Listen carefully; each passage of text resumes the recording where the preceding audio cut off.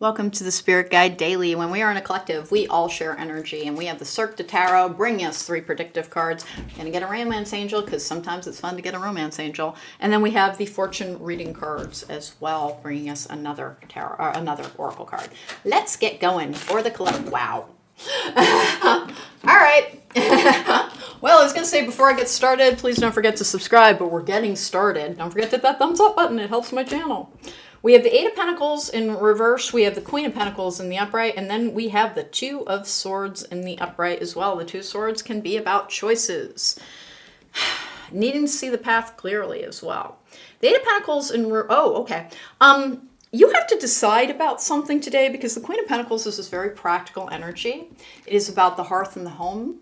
It is, now it can be an actual woman, but it's the energy of nurturing something. All of the feminine energies are about taking care of things, providing, kind of feathering a nest type of energy.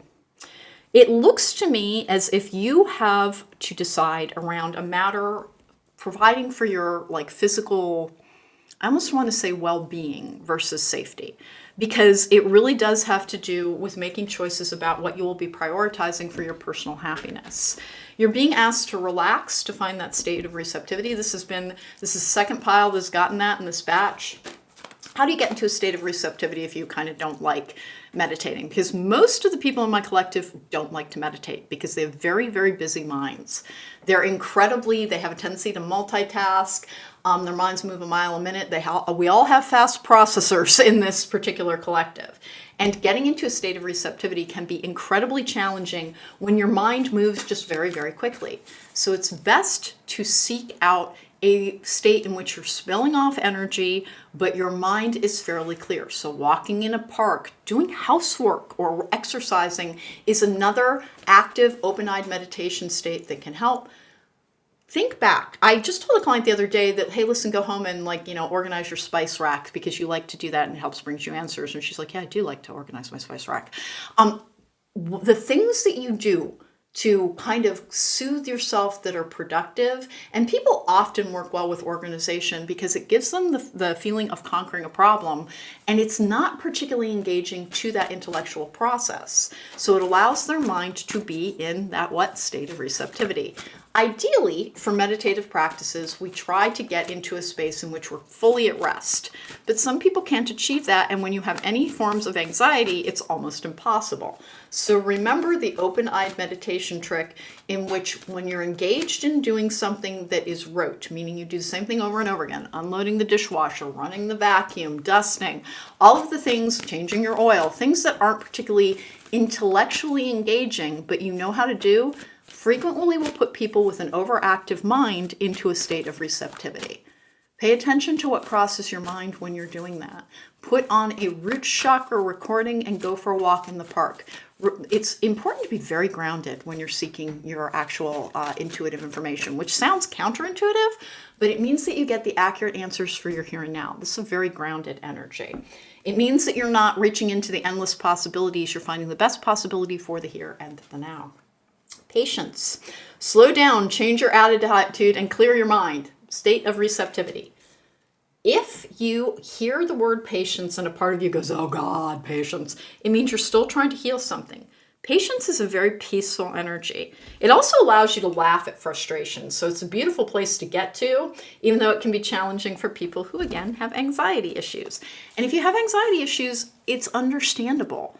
We have a world in which survival is it's always as if there's a wolf at our door. We're always trying to provide for the next problem that hasn't even come yet. So everybody lives in a state of trying to prepare for something that hasn't arrived yet, and it causes anxiety.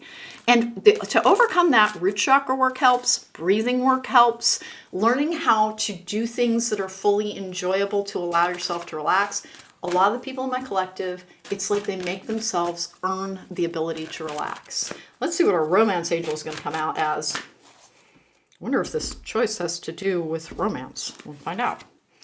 Give your relationship a chance. Work on your partnership. This is not just a romantic concept, by the way. When using the romance angels, if you do not have an active relationship in your life, it can 100% just act as a tarot deck, as an oracle deck. So there is somebody that you appear to be doing some work with. that you, like, it might be that you have this hair trigger need to, like, when you encounter a difficulty, it's like, that's it, we're done. Remember, there's a difference between something that reminds you of the past and a red flag. If you are different, you will have different outcomes.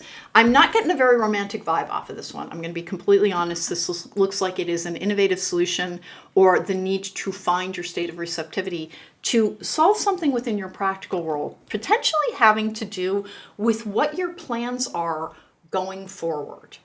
And that you're being asked to remember that if you're not enjoying your life, that is what your life is there for. Your life is not to be productive. We have been sold a bill of goods that we are supposed to, we're not worth anything unless we're constantly producing. The point of your life is to find the enjoyment of being alive. And if that has been elusive, then ask yourself this question: have you been looking for your happiness in another person? Because you'll never truly find it there until you find it within yourself. Work on your partnership to self as well. Find your state of receptivity, and your answers will come to you more easily. But it is like you're making some decisions around what your priorities will be, and that you want some guidance on it. And again, keep in mind those activities that will lead you to a greater state of receptivity. Take care and be well. That was Spirit Guide Daily for today. If you want to book me for a private reading, there is a link to my website in the description box down below. Take care. Be well.